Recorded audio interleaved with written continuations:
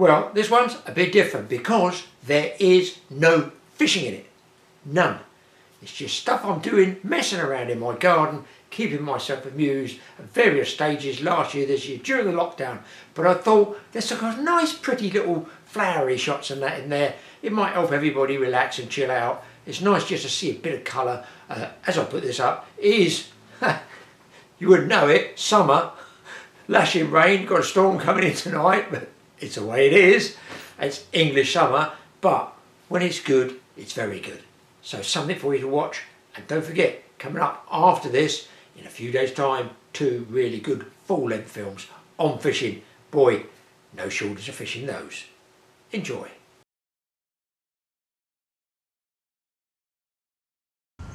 Quite a few of you I've asked just to give us a walk around the garden. Now I used to, well, when I was younger, when I was like 14 to 16, I used to do a lot of gardening, working on my granddad's vegetable patch and stuff like that. So I know a little bit about gardening, I've been doing it some time. But this will come as no surprise to you people that I actually like saving money. That's right, even in the garden. So we've got reasonable sized garden, enough to keep me off the streets, that's for sure. But if I can propagate, change and move stuff around without buying plants, I love it. Just give you a guide, these things down here, I mean, they're brilliant. It's the summer, don't get me wrong, we have about 2 months where the garden looks pristine and all the work is worthwhile.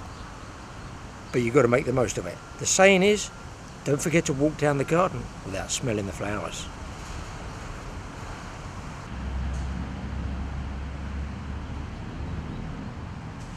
So here are my giant triffids, if you can see them here.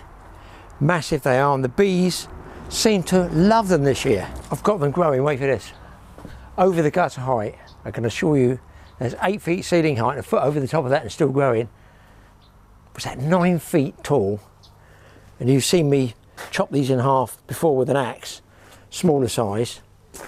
Also I got growing, because you wanted to see what's going on, just coming out, sunflowers I planted, those little sunflower seeds. The hedge, I find them a little bit late. Oh, I like the way I got them staggered in height, don't you? They need watering. See how the leaves curling inwards? I find that's water. Slight disappointment is the cosmos, which actually seemed very late coming up to make the heads. There's one there, look, there's a head, there's a head. The rest haven't come, so I know they are a bit sort of late summer, autumnal. Now a lot of people don't actually know what this is. This does have a name. It's not Victorian, it's not Edwardian, it is AC/DC. Does anybody out there get that? That is called an AC/DC. That's right, it's a rocker. Right, roses. These come from Mike's place in Somerset. I chopped them off to there. This is a climbing rose. Got to nip these off, but look, it's actually flowering with new buds. Let me take you through and show you the other roses. I thought I'd do these little garden tour just to show you, because a lot of people do try and ask us, you know, what I've been doing, how I've been getting on with the garden. Now here you can see, if you remember back in the winter, back in November, I was down at Mike's place when he was down in Somerset and I dug them up, they were going to get scrapped. The roses, plant them there, they just look like bits of roots and bits of sticks. And here we go, look what we've got. Beautiful coloured rose there. Don't ask me the name of it, but more important, buds coming through. I'm guessing I got a dead head roses to keep them coming. I planted here some of the seeds that have grown into plants of silver sultan. And I've planted them possibly too high so that I'm destroying the scenic appeal of the rose bushes. This is going to be a nice one. Look at the buds, 1, 2, 3, 4. And this one, great colours on it, and they're great colours. Just look at the colours. This is why I grew this year. Instead of vegetables, I grew flowers. I did the vegetables last year, as you saw, if you do follow us on these little vloggy things. You know, but it's a lot of work. And flowers, I feel now, you're going to get more enjoyment of. I mean, look at the number of buds on this one, yet to come out. I feel I've got the best to come yet on these roses. They're going to bush right out. And beauty here, my wife assures me this colour is called coral, like a coral pink. So that was another one of Mike's bushes. Beautiful white here. Look guys, I'm no rose expert, as you know. When I first chucked these in the ground and put them in, bit of horse manure around them, I didn't really know what I was doing. So somebody can tell me what to prune them with. But the silver sultans here, they've come up well, as I would expect. What was slow this year, got some weeds I've got to cut out there, this sort of, I call it like zebra grass there. That was really, really slow. I hit it back low because the wife wanted to see through there. So I hit it back low. You can actually see where I cut it before. About there. I didn't. I thought, wow, I've actually mullered that a bit too much. But it seems okay. Now these two have been planted. This is grown from, or propagated from one I hit with an axe and was about a foot tall. A year or so later, it's growing like this and it will grow into these giant triffids. Again, these were just seeds picked up. I'll show you when the sunflowers come out, but to me the cosmos does seem a little bit slow. I've got geraniums here. These were left over from the previous year. I split them apart, took some cuttings, and as you can see they've come out really pretty nice. I've also stolen Mike's battery powered hedge trimmer because my big petrol one's a killer on my wrists. These are poppies, and it's sort of like a wild poppy. This one hasn't come out yet. Look, see the beautiful colour it's going to come out. But I think you should sow these from seed and then leave them. Loads I've noticed, look guys here, loads and loads of small ants this year. I've noticed it for the last 3 years in a row. The size of the ants does seem very, very small. I don't know why. I'm only doing this because the wife's having a Zoom call with her family, so I figured the best place is outside. This is a nice sort of coral colour one there. So, beautiful evening. Should be fishing. I should be fishing. Well, listen, I've had a bit of fishing, haven't I? Done okay at some places. I have done okay. I can't grumble. Just day ticket water, so I don't get all the secret squirrel stuff. Just regular day tickets. I've done good. We've mowed the lawn today. And another thing I've noticed, this willow tree is normally almost down to the ground. And the last year or two, it's been very, very sparse. I don't know why, because over here we have what I call a live well. It's about 12, 14 feet deep, so the roots from this can go in there. Who knows what's happening to the willows? And down here I've got a job. There's the old tackle shack. I tend to use that more in the autumn and winter, the cold. Now, what I've got to do, these were from Somerset. It was one. I've axed these off of there. I chopped it up with an axe, if you can see. And I've got these ones splitting again. I may well split them in the autumn. But look, this one's doing okay. Now he's throwing up what looks like a load of bananas. But in fact, I'm guessing they're seed pods. I don't know what it's called. I don't know the Latin name. I like it. It is, I know, a variegated leaf. A fine creature that adds a bit of colour and contrast to an otherwise dismal day. But these, I'm going to try and plant some of these and see if it makes those. I don't know. Over here where we've been building in our village, a giant one, look. Absolutely, the bees love these. This one's so big it's fallen over. Now I tried to tie some back up. They're really heavy, but they snap. These were all propagated by me about this tall. Chopped with an axe, planted, they look after themselves. Different type of willow there. I think he's probably struggling in this hot weather. Well, I'm struggling for a beer. Over here we've got one of the pallet cabins we built. I expect you've seen that if you look on Mike's TA Outdoors. We've got the fire pit area all built there now. Got the balcony. And here we've got to finish off, this is my next job, the inside of the old clay built thatch roof hidey hole for Eve, the granddaughter, but which I know I'll be using with Mike. So in here, just to show you, I'll show you another one. This has got to be finished off. I've got clay that I'm trying to keep wet in there. But you can see in the hot weather, it dries off. And it's like, look, I said to Mike, how long does this stuff last? He told me some have been found 1,000 years, 1,000 years old. So, this was built by a fair hand. Over the other side, we're going to put another little model village type miniature village project. So I'll probably tag that on one of my fishing ones when I'm finishing off there. Bit of work to do around here.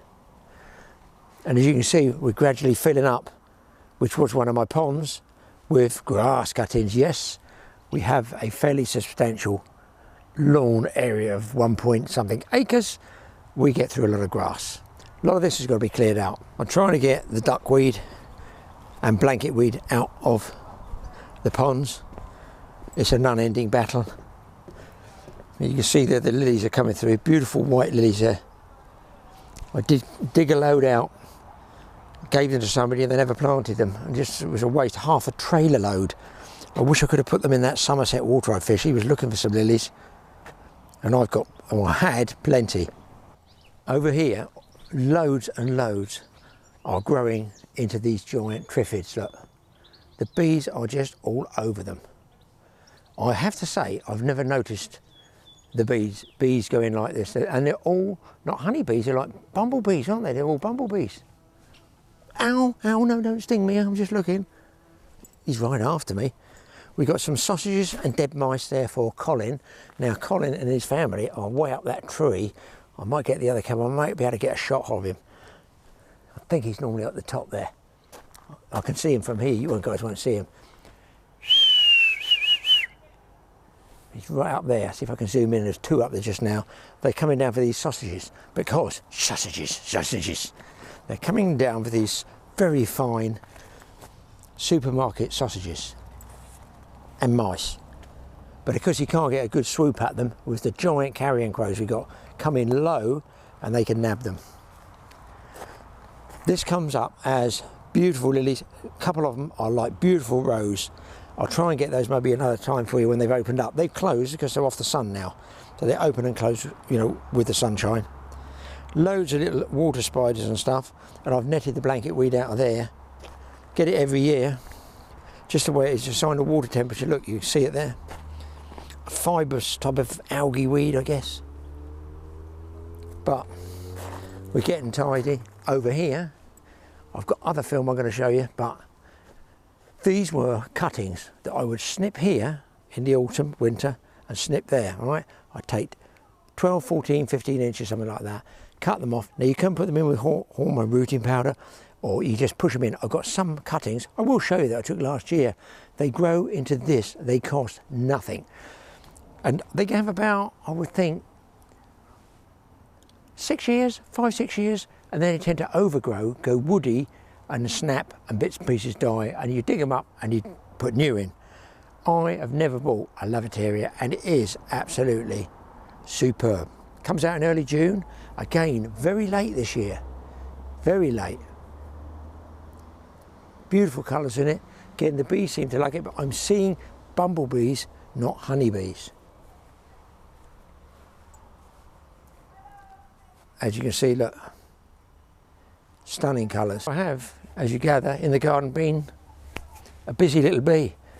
Now, other programs I showed you, we've hit these really back. They're our pampas grasses, because they go up here. Very nice in the winter with their plumes, but they can get, you know, overtake you. So I muller them totally, and that's 2 or 3 months, they've grown 2 feet. Other thing I'm going to try this year, I've got one wallflower that's either grown or held on through the winter. I've not planted one, so this is 2 years old. He's just throwing up his seed pods here. I'm going to collect some of these. I'm going to try and propagate those. And I guess they'll come through for about October. I don't know. So there you go, guys. Brings everything up to speed. This is going to be, in another 2 weeks, a riot of colour, which I hopefully might be able to show you. We've pulled all the bedding plants up there. So basically everything's done. I need to go on another fishing trip. The weather's looking good. I don't know, it's going to be sea fishing, freshwater fishing, I don't know. Maybe trout fishing if it's not too hot. Right, indoors, glass of vino, too nice an evening not to have one.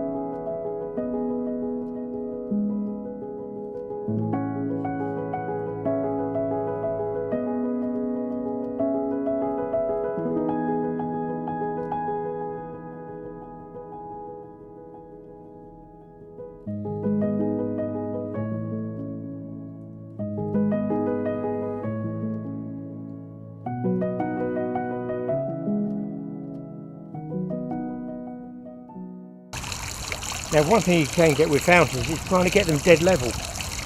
That thing weighs, I want to say 2 tons. It's as much as 3 of us can do to get it working, and the pump is inside. So what you can do is put a spirit level there, but of course if the whole land mass is moving, either with heave or subsidence with clay, expansion and contraction, it still doesn't make any difference. A trick I was told, whichever edge, maybe the wind blows from a prevailing direction, blow in the water over one side, get a thin bead of silicon, clear normally, and just run a very, very thin bead of silicon, that'll level it up, and the water will then just get pushed back inside and find its own level and go over the outside nice and even. It is a bit of a fiddle, but it's really therapeutic when you're sitting out in the evening and hear that water. The other thing you want to be aware of is the inflow to the pump. Now the pump has a filter, a sponge with a filter cage around it. Even so, where the induction point of the water comes, sucking the water into the pump, I actually put some little bits of fine mesh grill over there to stop any leaves. We've got loads, we've got about 10 different species of trees around there. I want to stop some of those leaves going in there. They might just go flat against the pump filter and then it clogs up. Of course, make sure you get an electrician, put it in, so you're electrically correct. Electric and water don't really go really too well together. If you leave this full of water even with the pump turned off, it will generally expand, crack, and that's the end of that. So make sure in the winter, the end of the season, UK this is, drain it all down. Generally these big fountains have drain plugs, get it all dry and I cover it over. It's lovely and cool. Is the bikini coming out? Nearly.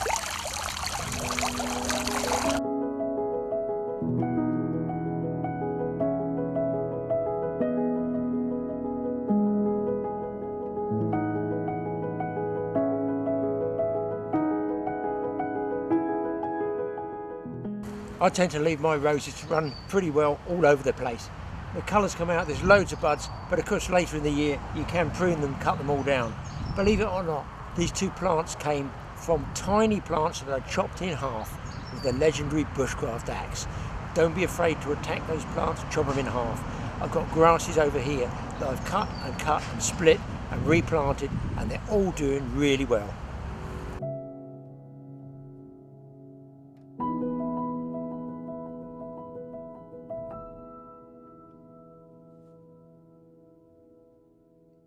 Look here, actually got some berries. Now these were 2 small plants thrown out by Mick up at Finch Farm. He said, Graeme, you can take them. I'm not sure whether they grow or not. Mick, they have grown. It's about 2 or 3 years later. I've forgotten what they are. Gooseberry, raspberry. Poison. You can eat these. I've forgotten the names of them, got to be honest. But there again, put them in, even like a small cutting, like here. Generally, if you use hormone rooting powder, will grow, and there you go, I've got some fruits coming there as well. Now these small, I'm going to call them firs, I think they're a lemon fir. I bought these very small for pots. They do not grow well in pots. I cannot grow them well in pots, I think they get pot bound. But as soon as I plant them out here, they go from here, up here, that's already 3 feet tall in about 18 months, something like that, from being pot bound in pots. Yes, they look nice in pots. I also have quite a few die, who knows why? But as soon as I plant them out, this one was dying here on the left, that's growing back in as well. Plant them out, semi-shade. I don't think they like blinding heat out there, but they do like the semi-shade. Now here, this entire hedge I'm trying to make here, I've made, wait for this, from small cuttings again. Generally about September, I can only speak for the UK, September, October, take the cuttings, get a good sized cutting off, snip it, cut it at an angle, get your hormone rooting powder, plant it in, keep it not too wet, and then obviously keep it out the frost and not too hot. The rest of it, as I say, pretty well looks after itself. It's a variegated one, which means different colours there. Occasionally we'll throw out a solid colour, and then what you've got to do is get a pair of secateurs, and you can snip those out if you want to retain the variegated colour. Now, mentioning these silver sultans are self-seeding. I was mowing the lawn and I thought, oh my goodness, they've self-seeded with the wind all on the ground. Obviously, if I want to cut them up, I'll cut them up. What I did do earlier in the year was take some up, replant them over there. Not only have they taken, they're actually throwing up some flowers in the first year. The plants have cost me nothing, and the originals here cost me nothing. These belong to my mother, 20 years ago, and I've been working on them and splitting them down. Easy to grow if you look after them and just propagate them. You can either self-seed and plant them yourself, or you can let nature do its course. Pretty flowers, cut them down later in the year. Well, look, 2 different colours there. I don't even know how I got the colours.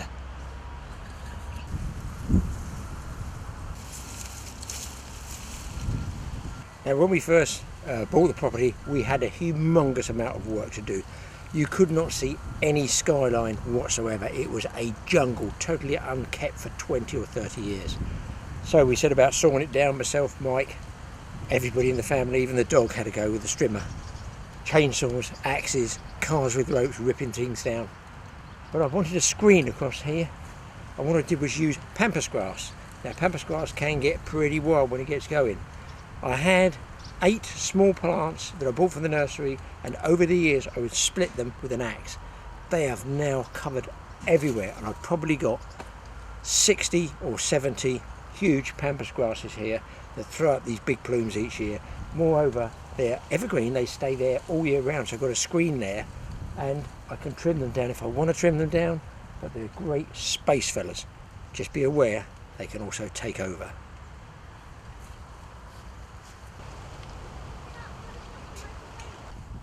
We dug out with diggers 3 ponds.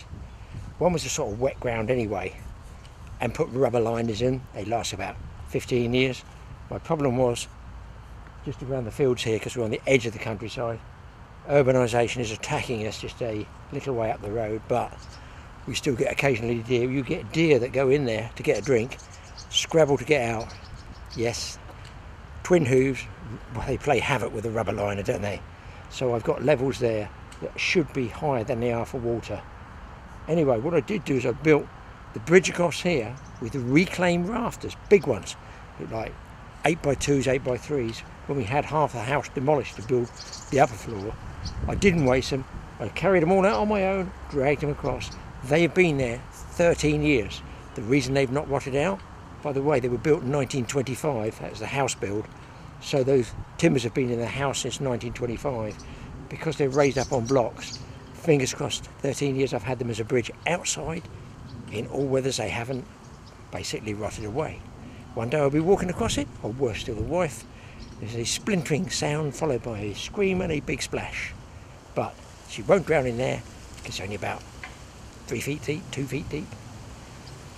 I've got plants in there, I've got some nice lilies. I paid about, I paid too much for them. I paid about £50 for some lilies, because they had some red ones in there. Lost a few in droughts, and I got some water iris thrown in as well. But what I do each year, I can split those down, because you can put them into pots, just like a plant, and then you get to the autumn or the early winter, split the roof, the crown in half, put them in separate pots, and you can break the plants up. If you don't, if you can find them too much, then they will just keep replenishing themselves, but the leaves will get smaller and smaller, and you'll get less of the beautiful flowers. And at this time of year, they are, I have to say, exquisite, both the yellow iris and the lily. The rope that I've got going along the side, the stakes obviously come from pallet wood. The rope I found in Padstow. I got snagged up. I was fishing in a small boat with another guy. We got snagged up with the anchor. We hauled and hauled and hauled. We got this huge rope come up, like a mooring rope. Ships. We thought it was the transatlantic cable to America.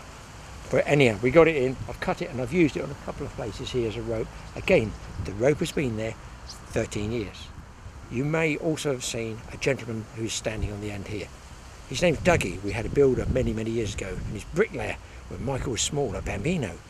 And he used to call him, "Is Dougie the builder coming today?" Well, hang on, builders don't come every day, do they? So obviously he must have picked up on my bad language. So no, the Dougie is not coming today. So we got a scarecrow there, because I did have some fish in here. The heron ate 49 of the 50, and or killed them by stabbing. The first one I had was gin clear. It was a brand new liner. I put the fish in from one of the other ponds. Do you know what? That heron was there the next day and killed loads of them. The next day. They do not miss a trick, those birds. We call this little corner of the property Cocktail Corner, because we always envisage sitting down with a vast vista of open sky, having a nice cocktail. What happens? We just keep working like most people. We just keep working. We don't get time to have those nice cocktails. Certainly not down here. We have them up there, less distance to walk. What we do have today is this. Just mention this one. It was like a metal thing sent to me by Prepper's Paradise. We didn't ask for it, we don't sell them or anything. But this is really, really good for keeping your drinks cold. It's 30 degrees today, it's hot, trust me, it's very hot. So I did the lawns at like 6 o'clock this morning. These are good. If you put ice cubes in them and some drink as well, make sure you don't swallow the ice cubes at the same time. They're brilliant. I've had these in the car before and it keeps it chilled. It's only water though. Cheers.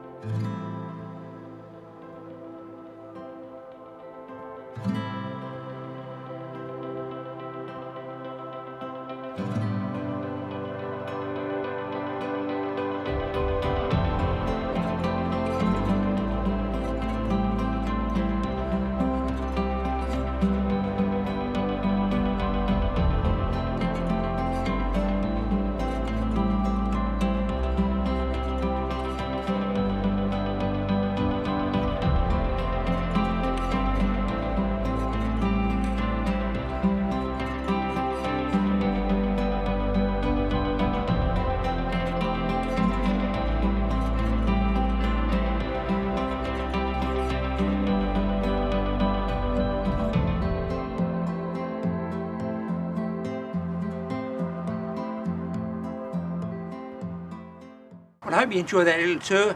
We'll see you next time. In the meantime, it's one old rocker sitting in another old rocker. Cheers.